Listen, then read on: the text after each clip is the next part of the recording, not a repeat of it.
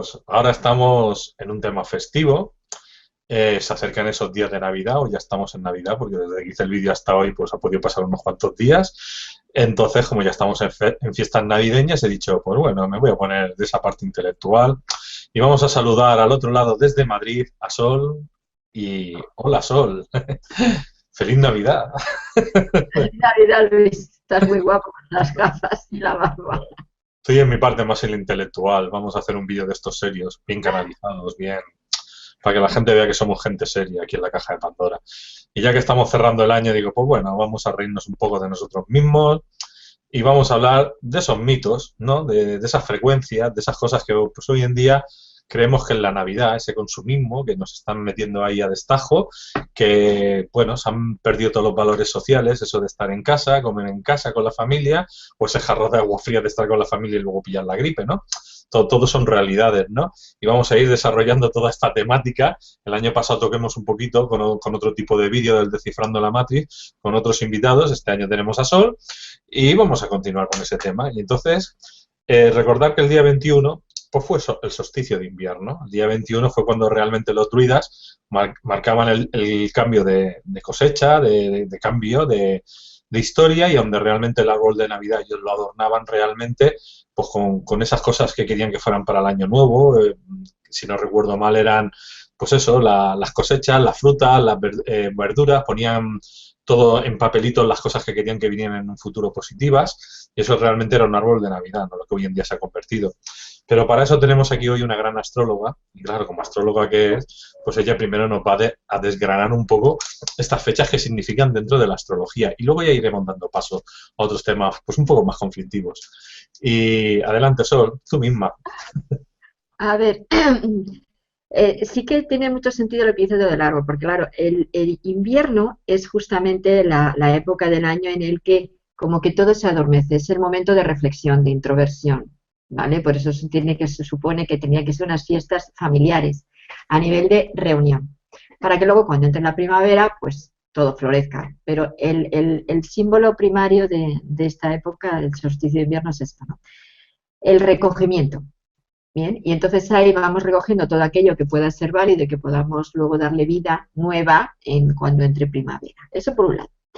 Por otro lado, las navidades, puro consumismo, cierto es. Pero sí es cierto también que tiene una base astronómico-astrológico importante, ¿no?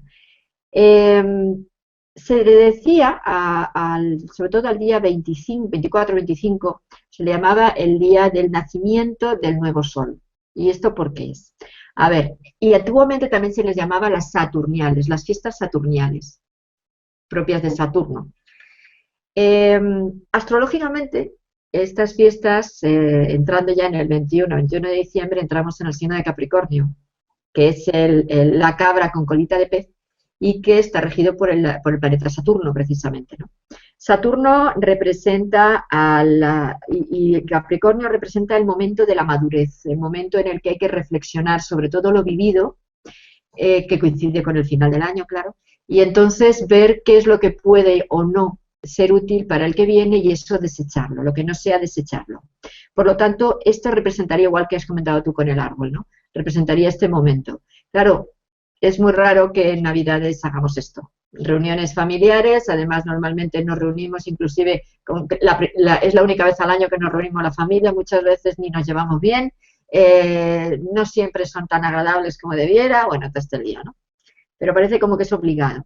Y se nos olvida la esencia de lo que representan estas saturniales, y no Navidad, porque Navidad en realidad viene pues, de natividad o la natividad del niño sol, bien, pero es ese momento todos los años deberíamos de encontrar dos momentos para hacer este trabajo de reflexión. Uno sería el día de nuestro cumpleaños, porque es nuestro fin de ciclo astrológico, el propio, el particular, ¿vale?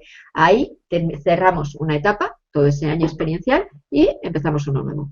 Y el segundo, final de año, como es diciembre, ¿no? 31 de diciembre. Y entonces ahí revisaríamos todo lo que es eso, este año, y luego podríamos retomarlo con otra energía diferente, ¿no? Cuando ya entre el signo de Acuario. Entonces, estas Saturniales iban ligadas a este nacimiento del niño Sol, como estaba diciendo. ¿Y por qué? Diciembre, a partir del 21 de diciembre, es cuando el Sol empieza otra vez a coger fuerza para que los días empiecen a ser más largos. Es decir, en el solsticio de verano, en junio, el Sol empieza a coger fuerza, perdón, al revés, a perder fuerza. Empiezan, bueno, los días son muy largos, sí es cierto, empiezan a ser muy largos, pero luego empiezan poco a poco a cortarse hasta que llega diciembre. Y en diciembre empieza el Sol otra vez a renacer y a coger eso, fuerza. Los días empiezan a ser más largos hasta llegar al verano, que es cuando ya son plenamente largos, ¿no? Entonces, ¿por qué es? Porque durante todo este tiempo se dice como que el Sol, cuando su movimiento es hacia, claro, lo vemos desde nuestra latitud norte, ¿no? Hacia el sur. Es como que se va escondiendo, va poco a poco escondiéndose hasta que termina de esconderse. En los 3 últimos días, 22, 23, o sea, 22, 23, 24, para entrar en el 25, estos 3 días, el Sol es cuando se queda en el horizonte, ¿vale? Cuando astronómicamente se queda en el horizonte. En el momento más de ya el escondite, más escondite para perderlo de vista en lo que es nuestra latitud norte.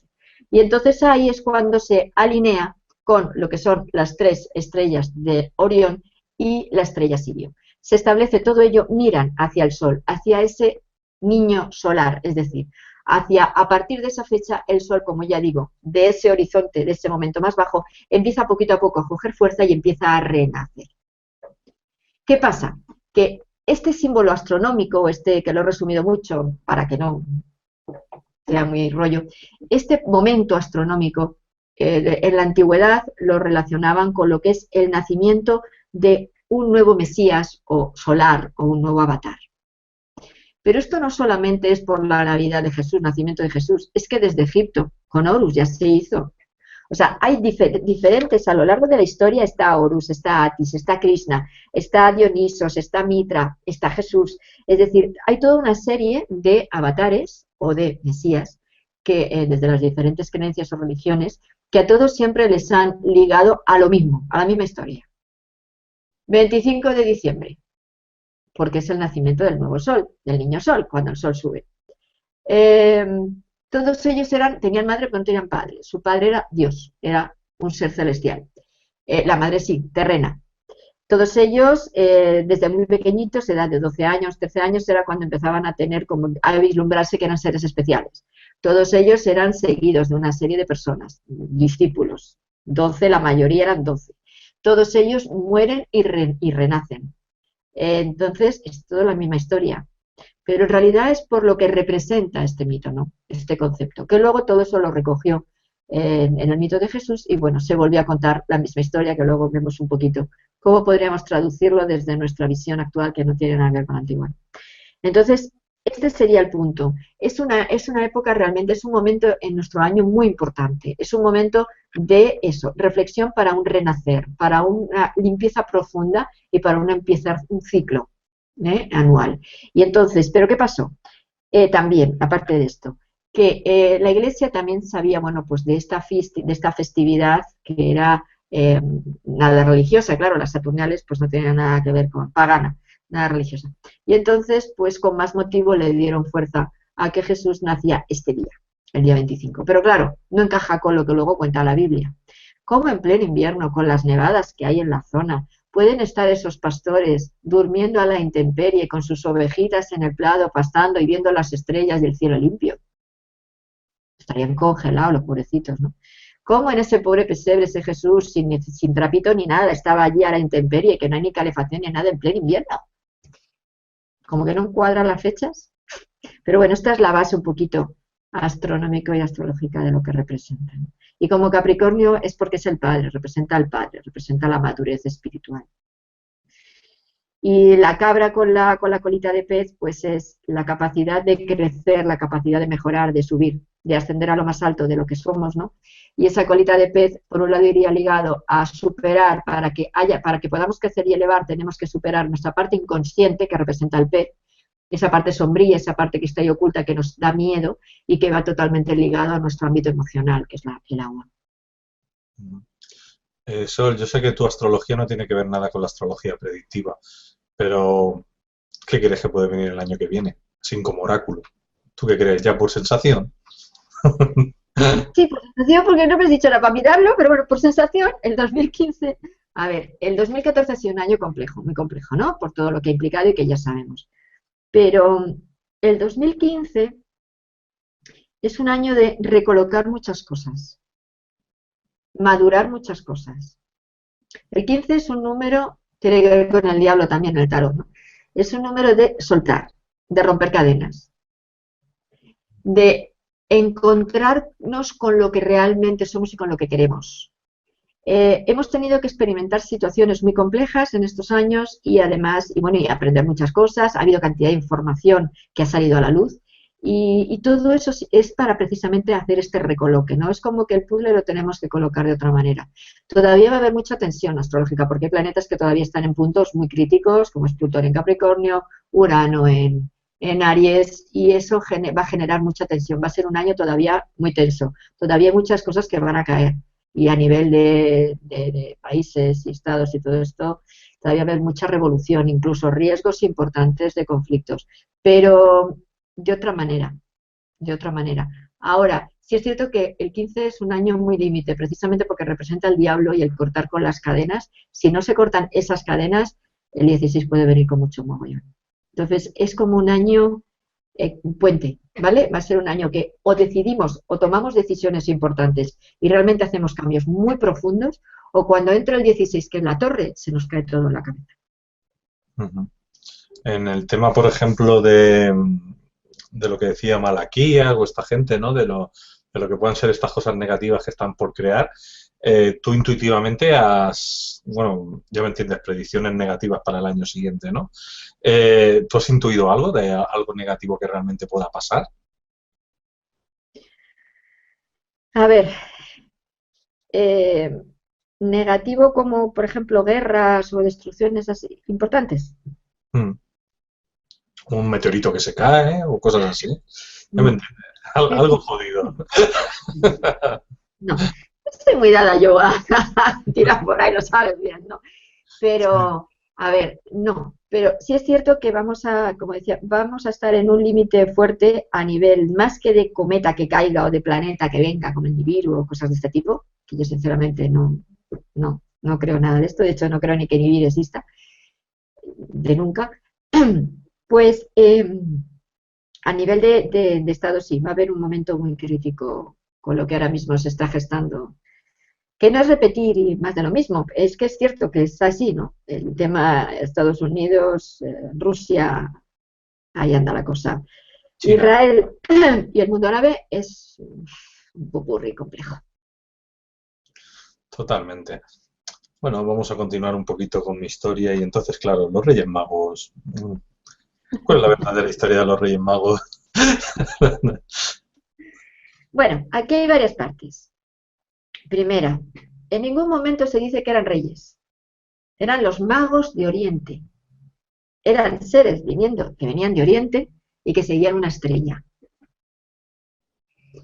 Astronómicamente tiene su explicación, como he dicho al principio. Los tres magos, que en realidad al final se dice que eran cuatro, y que ahora digo el motivo también, los tres magos se relacionan con las tres estrellas del cinturón de Orión. Pensemos que antiguamente la mayoría de las civilizaciones, y me da igual que sea Egipto, que sea Sudamérica, que sea Europa, en algunas partes, Oriente, el tema de Orión y de Sirio, es decir, inclusive plasmar lo que esa constelación veíamos de ella, plasmarlo aquí mediante sus templos, etcétera, estaba muy marcado.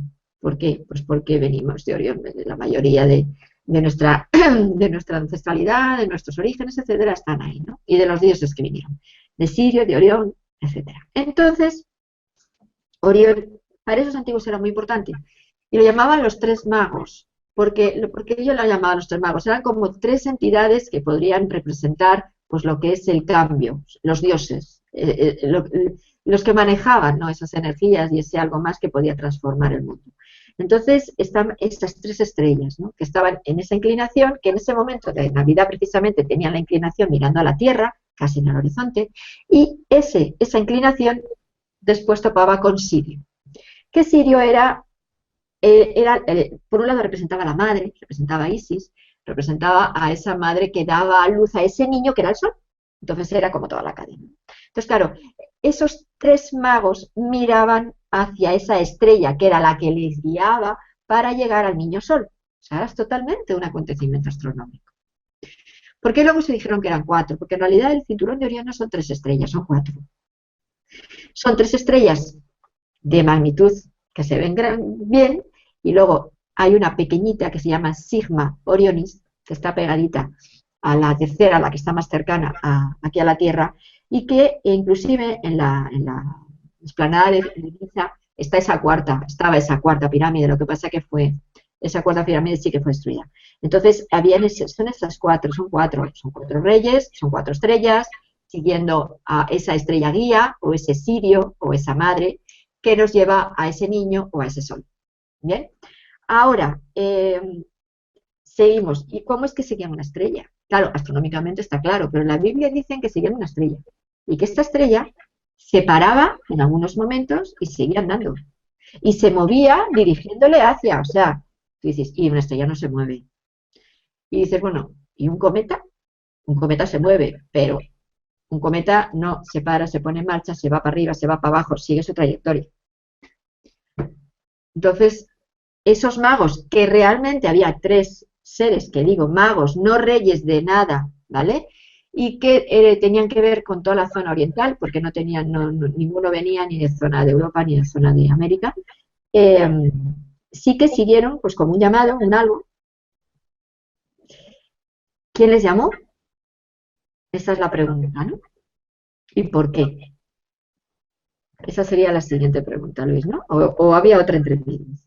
No lo sé, pero lo único que te puedo decir que eran magos persas, que los persas eran los que trabajaban pues todas las magias del momento, oscuras y blancas, que en las tablillas sumerias veneraban a esos dioses cornudos, y que dices de Sirio eran seres anfibios, y hablas de Orión normalmente suelen ser, los hay de todo, ¿eh? Los hay blancos y rubios, como también los hay lagartos, y como que también que los hay angelicales con alas, y entonces claro, hay que entender que cada planeta, o sea, cada sistema solar, por ejemplo, nuestro Sol, tiene Sol 1, Sol 2, Sol 3, o sea, tiene Venus, Marte, la Tierra. Entonces, dependiendo de si es Sirio A, Sirio B, dependiendo si es Orión, podía ser cualquier tipo de humanidad, ¿no? Entonces, probablemente lo que estaban viendo esos reyes magos o esos alquimistas, yo llamaría alquimistas, estaban viendo un platillo volante, ¿no? Entonces, un platillo volante que va hacia dónde, por qué se para, por qué le guía y qué es lo que quieren que vean esos magos. Porque, claro, en la antigua Persia estaba el conocimiento antiguo y es donde se creó,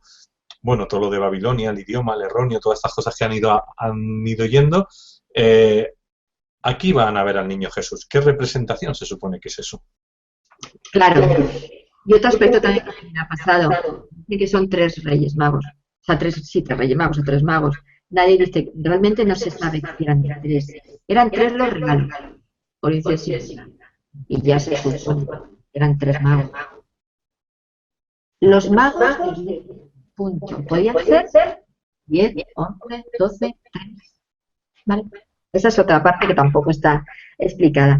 Y luego, con el tema que tú dices de lo más adecuado, si nosotros explicamos todo lo que es la Biblia, Génesis y toda la parte del Nuevo Testamento, bajo nuestra visión, nuestra apertura y lo que ya sabemos a nivel tanto tecnológico como a nivel extraterrestre, está claro que toda la pinta tiene que ser una nave. Es la única que se puede mover, parar, subir, bajar, etcétera. Claro, y la nave desprende una luz, la que ella desee, porque lógicamente tiene su luminosidad y puede ir marcando la pauta, ¿no? Y está claro también que, como decía al principio, tenía que ser una época de verano, ya que estaban los pastores en la calle, en el campo con sus ovejitas y con la luz y el cielo limpio para que esa nave se pudiera ver. Y esa nave fue guiándoles, porque incluso porque fueron primero antes de llegar a donde estaba Jesús, fueron a ver a Herodes, al castillo de Herodes, la nave se quedó parada, esperando, porque tenían que pasar por ahí, era obligado, ¿vale? Porque era el gobernante de la zona. Entonces tenían que pasar por ahí. Ellos pararon una noche, estuvieron allí y luego siguieron su camino. La nave estuvo parada y luego siguió su camino, porque siguieron la estrella. O sea, es así de sencillo. Pero claro, hay que saber leerla, lo que realmente quería decir, ¿no? Entonces, la nave se quedó sobre una zona que dicen un pesebre. Un pesebre pesebre se llama a donde tienen el ganado. Entonces no es real, porque primero es que José y María no eran pobres, descendían de la rama de David, del rey David, eran gente con dinero, eran gente que estaba bien posicionada.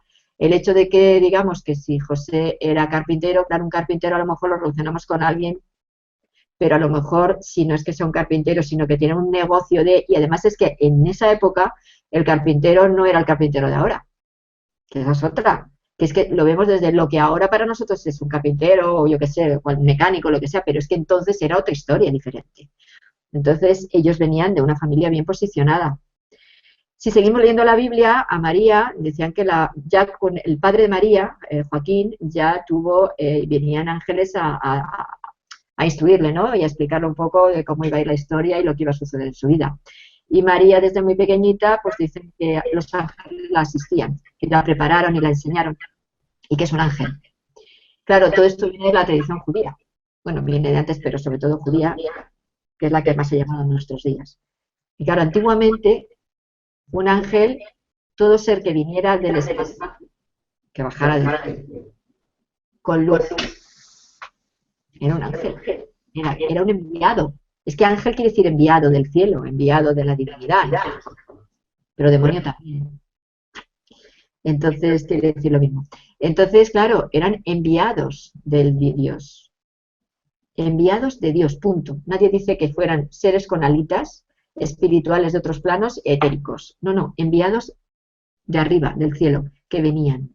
Y venían en esos carros de fuego o en esos halos de luz o en esos focos de luz. ¿Y quién saca eso? Sino una nave. Lo que antiguamente llamaban ángeles, ahora mismo lo que llamamos extraterrestres o hermanos galácticos o extraterrenos o como queramos llamarlo, es que eran lo mismo. Claro, dices, entonces tú no crees en ángeles. Yo creo en seres y entidades que están en planos espirituales, que son conciencias, no tienen fisonomía, son energías, conciencias superiores, divinas, que están ahí. Llámenles como quieras, pónganles nombres, como a ellos le llamaban Miguel, Gabriel, Uriel, o no, ¿vale? Conciencias, nada más. Entonces, estos seres que venían aquí a instruir, a enseñar, a preparar a María, no eran más que estos seres de otros lugares, de otros planetas, de otras constelaciones, de otras galaxias, que eran las que prepararon a María desde pequeñita, porque tenía que engendrar a un ser, Jesús en este caso, un ser que para ellos era un ser de altísima espiritualidad, o para mucha gente, como eso ya yo ahí no entro ni salgo, cada uno cree como quiera, en este sentido. Y que tenía que ser virgen. María elige a su marido, José. José tenía 80 y pico años, era un hombre muy mayor ya, y ella era muy jovencita. Es difícil que se quedara embarazada de él, pero podía ser. Pero claro, eso de que sea virgen. Aquí hay dos variantes. Una es que la instruyeron, estos seres también estuvo ella en contacto, aparte de con estos seres, con la escuela esenia, y a las mujeres, la parte de la escuela esenia de las mujeres se llamaba la vírgula, entonces de ahí viene lo de virgen, o que con la tecnología extraterrestre podía ser perfectamente una inseminación artificial, por lo cual no se necesitaba hombre. Entonces, bueno, sea una cosa, sea otra, el caso es que María tuvo ese niño y lo tuvo no en un pesebre, no en podía ser en todo caso una cueva, pero tampoco. Pero bueno, la Biblia dice que en el lugar donde fue, un gran halo de luz lo iluminó todo. Puede ser esa nave con ese foco de luz que iluminara la zona. Hablan de cueva, nunca han hablado de pesebre, eso es una traducción errónea posterior, ¿vale? Pero cueva también antiguamente puede estar condicionado, puede representar otro tipo de habitáculo, porque había muchas casas que estaban horadadas dentro de las piedras, de las montañas, y a eso se les llamaba cuevas, pues como pasa con Petra, por ejemplo, y no podríamos llamar cueva a esos maravillosos templos que hay allí, ¿no? Pero bueno, serían cuevas, están horadados en la piedra. Entonces, ahí es donde luego se iluminó todo y el niño nació y lo presentaron a los pastores y a la gente que esto. José salió corriendo cuando María entró en parto, porque salió corriendo por los dolores de parto, porque el hombre se asustaría para ir a por las mujeres que le ayudaran, y cuando volvió el niño ya había nacido, porque fue asistido. María fue asistida. por estos supuestos ángeles, para que este niño naciera en condiciones. Curioso, no necesitaba parteras. Lógicamente, si venía de otro lugar, de otros planos o de otras dimensiones o de otros planetas, necesitaba seres que sabían mejor, ¿no?, esa tecnología y, por tanto, que con esto es que quiero tirar por tierra toda nuestra creencia bonita y idílica y tal de Jesús. No, él nació igual, lo que pasa que no se sigue la misma historia que nos han contado, porque claro, es una peli muy bonita, pero no es nada real. Pero vamos, que si nos ponemos, cogemos una Biblia, no de las últimas, que las traducciones es que ya hay tantas que ya no sabes ni lo que es ni lo que no es, sino lo que en origen casi había o un poquito después, y lo leemos bien leído, está tan claro, es tan fácil verlo, que no es, o sea, lo que estamos ahora, podemos estar contando ahora, no es nada fuera de toda lógica. Claro, pero una persona atea, o quizás agnóstica, bueno, agnóstica no porque es religiosa, pero una persona atea que no tiene ningún tipo de crecimiento, o sea, es decir, que no ha sido manipulado por ninguna religión, este tipo de temas los lee literales y los entiende. Una persona que tiene un fervor religioso, su sistema de creencias no le permite ver eso. Entonces, claro, cualquier religioso que esté viendo esto nos estará poniendo verde. Punto y final. Bueno, hay una parte donde se puede congeniar una cosa con la otra. El hecho de decir que haya tenido un nacimiento menos milagrero y menos, sí, angélico, etcétera, ¿quiere decir que el ser que vino era diferente? No, si es el mismo. Es el mismo. El que era, era. Ya está. ¿Y El vino, qué función tiene ese niño? Quiero decir. a ver, claro, cada tiempo, cada cierto tiempo, nace un ser especial, que se considera especial históricamente hablando, vaya. Pues he mencionado eso, Horus, Atis, Krishna, Dionisos, Mitra, Jesús, Buda, que me he olvidado, es bien pobre, y luego Mahoma, que vino después, que también está ahí, ¿eh? Nos olvidamos de él porque como luego la religión, esta religión ha degenerado tanto, ¿verdad? Pero lo que dijo Mahoma no era tan horroroso como lo que luego nos ha llevado a nosotros, ¿no? Y bueno, está ahí Zoroastro también, que también se nos olvida. Entonces, bueno, era un momento en el que se necesitaba un cambio de mentalidad importante. Pienso, desde mi punto de vista, ¿vale? Yo veo un poco entre lo que me han dicho, lo que yo he intuido, lo que he percibido y lo que he leído.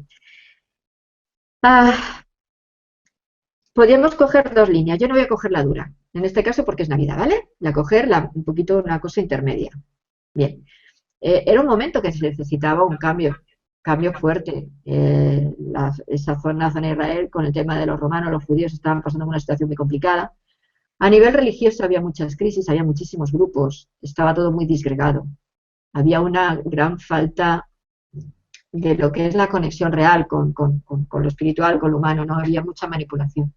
Y es como que se necesitaba un renovar energía. Jesús vino en un momento muy necesario, creo, desde este punto de vista, ¿bien? Pero Jesús, como siempre he dicho, no vino a crear ninguna religión, sino una filosofía de vida, una manera de ver la vida de otra manera. ¿Podamos decir manipulada o no? Bueno, eso ya entraríamos en la parte dura que yo no quiero entrar. Pero sí es cierto que Jesús vino a dar otra proyección, otra idea, otra ilusión. ¿Bien? Él sí era un ser especial, claro que sí. Él hizo muchas cosas y tenía una conexión grande, estudió mucho. Le siguió mucha gente, claro. Además, sabía lo que ponía, pues porque era una persona preparada. Y además porque su ser, su alma, su ser, venía de otros planos con una preparación importante. Entonces, yo creo que será también una de sus misiones, ¿no? El dar como otra idea. ¿Que luego se manipuló? Sí. ¿Que luego los mismos romanos, Constantino, que fue el que realmente creó la religión católica y la iglesia posterior, lo hizo a su manera? Sí. ¿Que ahí Jesús quedó de lado y se utilizó como porque interesó? Sí. ¿Que Pablo también tuvo mucho que ver en el mito Jesús y en toda la historia más fantasiosa y más de él? Sí. ¿Que los apóstoles no eran todo lo que se dice ni cómo se dice? Sí. Que se nos olvida que hay unos evangelios apócrifos que explican mucho más lo que realmente pasó que no los que están en el Nuevo Testamento, que son los ortodoxos, que también se han manipulado mucho. Sí. Que se nos olvida un gran personaje, que es María Magdalena, pero claro, no es en la Navidad, eso ya viene posterior, que también fue una gran iniciada y que estuvo ahí haciendo una tarea importante. Sí. O sea que es mucho lo que podemos contar de la historia de Jesús, aunque ahora como ha nacido solamente contamos el principio de él. Entonces, si esa época era un momento de convulsión, de problemas, vamos a decir, religiosos, hoy en día estamos en algo parecido. ¿Crees que tiene que volver a bajar otra especie de niño Dios? No. No. A ver, me explico. ¿Y por qué digo un no tan rotundo? Podría haber dicho un sí también. Para mucha gente, sí. Sí, para mucha gente sí, porque lo desean, lo buscan y porque, como se dice que él no lo dijo. Se dice, porque los judíos dijeron que el Mesías nunca había venido, porque no era él, y que todavía no había llegado. Luego se dice que él no lo dijo, que él volvería y que estaría con nosotros al final de los tiempos, que no es real, porque no, en la traducción está mal hecha. No dijo final de los tiempos, no era la palabra tiempos, era eones. Eones era. Eión, quiere decir era. O sea, él está hasta el final de la era. Pero necesitamos que esté en físico. Si vino ya y dejó su mensaje, ¿qué sentido tiene que vuelva a venir y deje su mensaje de nuevo? ¿Lo reafirme? No hace falta, ya está. Que ahora necesitamos otro porque ahora estamos muy convulsos, pero es que desde que nació Jesús, estuvo Jesús hasta ahora, hemos pasado muchos otros periodos muy convulsos y no ha venido ningún Mesías. Bueno, sí, se han dicho de algunos que lo eran, pero maestros y conectados y tal, sí, pero de ahí a Mesías. Entonces, el concepto Mesías o maestro a este nivel de Mesías es un concepto antiguo, es un concepto religioso, no espiritual. Confundimos religión con espiritualidad. Religión es cultura, es tradición, es creencia. A fin de cuentas es programa y miedo. ¿Por qué? Porque a la gente la cuadriculan y la enfocan a que esto es lo único que vale. El resto no existe. Y al final de los tiempos, estos van a ser los únicos que van a vivir. Y el resto van a desaparecer. Cultura, tradición, miedo. Espiritualidad es mucho más. Espiritualidad es eso, es espíritu, es luz, es todo. Todo es espiritual porque todo es luz. Entonces, ellos vinieron para dar unas pautas, bien, unas creencias. Y en esos momentos se pensaba pues, eso, que era necesario, pero es que la mentalidad entonces no es la de ahora. Como hemos ya hablado en vídeos, es que ahora es un momento de madurez espiritual, de que nos dejemos ya de la idea de que un señor o una señora a llevarnos de la mano. Pero hay otra cosa mayor. ¿Por qué tiene que ser eso? ¿Por qué no una mujer? Está claro ya la energía femenina, la que se necesita para exprimir la palabra. ¿Qué sentido tiene que Jesús? En todo caso, tendría sentido que viniera María Magdalena.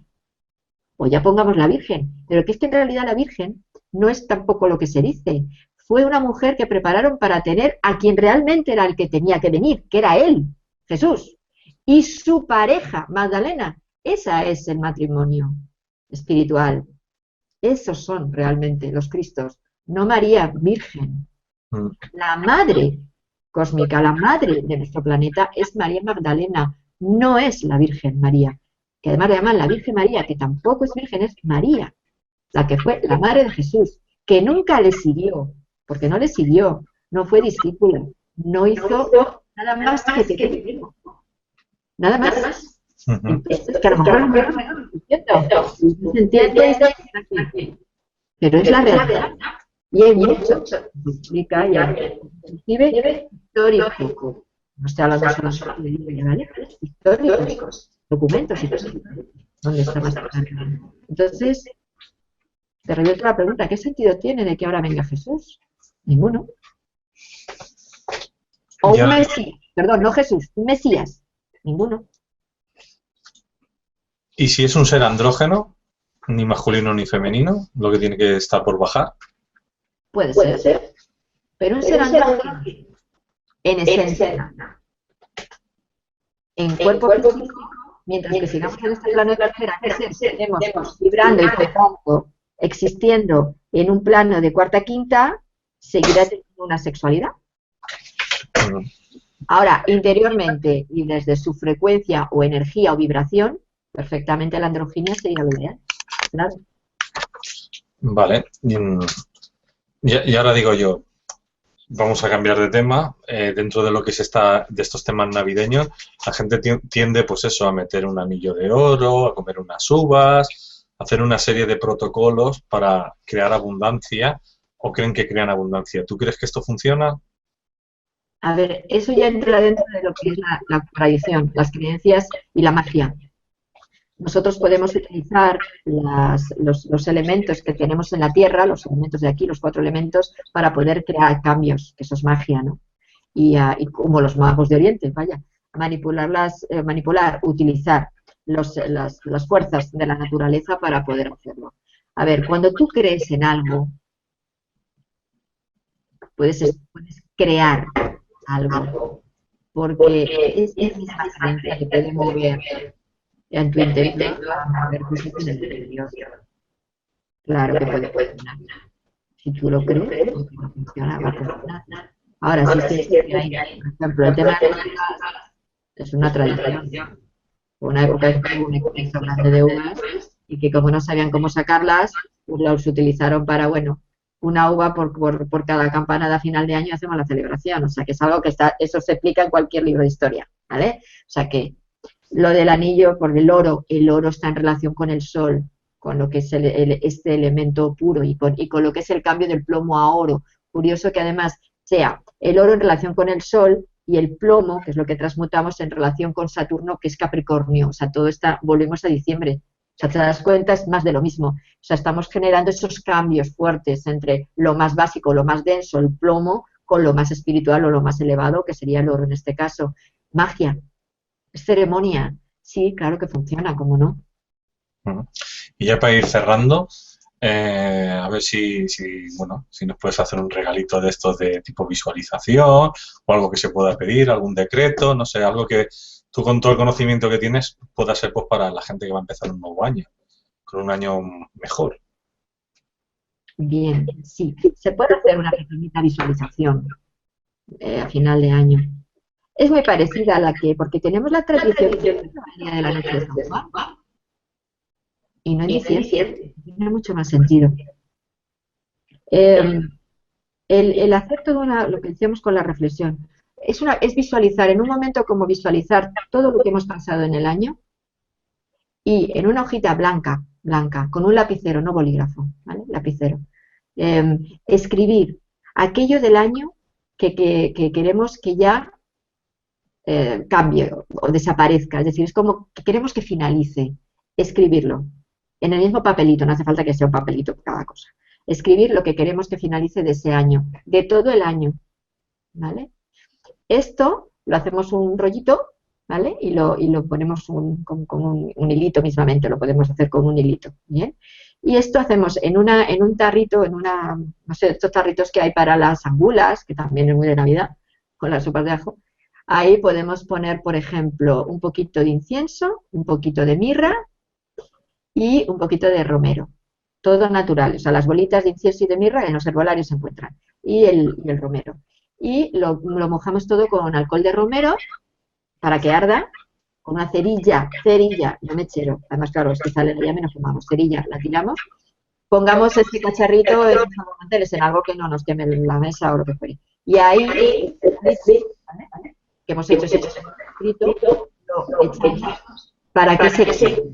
Mientras que se está quedando lo que es todo eso que queremos que se transmute, ¿vale? Nos visualizamos a nosotros, nos visualizamos bañados en una luz dorada, plateada, de manera que nos vaya limpiando y liberando de todas las necesidades, de todo lo que está describiendo. De todas esas emociones que vayan ligadas a eso que hemos estado escribiendo. Bien, como si fuera un baño de luz. De manera que cuando ya queme las cenicitas estas, las podemos luego meter en la planta o en el campo o en algún sitio donde haya verde, donde haya flores, para que la tierra se encargue de transmutar esa energía y que el año que viene empiece con esa luz con la cual nos hemos bañado al quemar ese papelito. Es algo muy sencillito, si es que tampoco hace falta hacer cosas como muy grandes y muy aparatosas para que funcionen. Bueno, pues la gente que nos está viendo ya le hemos dado esa pedazo de herramienta, ¿no? Y ahora ya que disfruten de esta Navidad, de este año nuevo y de esos días de Reyes y que a todos os traigan pues esos regalos, ¿no? Que aunque uno sea mayor, pues siempre le gusta que le den cosas y si no las descambias. Como digo yo también, en un mundo consumista, pues bueno, vale todo. Pues muchas gracias, Sol. No hay que lo hagan el día 31 mejor, ¿vale? Cuando ya esté 31, final del año, que no he dicho el día, mejor el 31, ¿vale?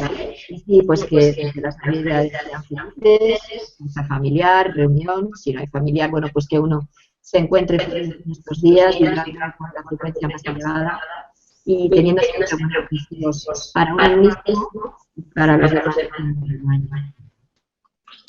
muy bien, pues hasta el año que viene, amigos. Adiós. Hasta el año que viene.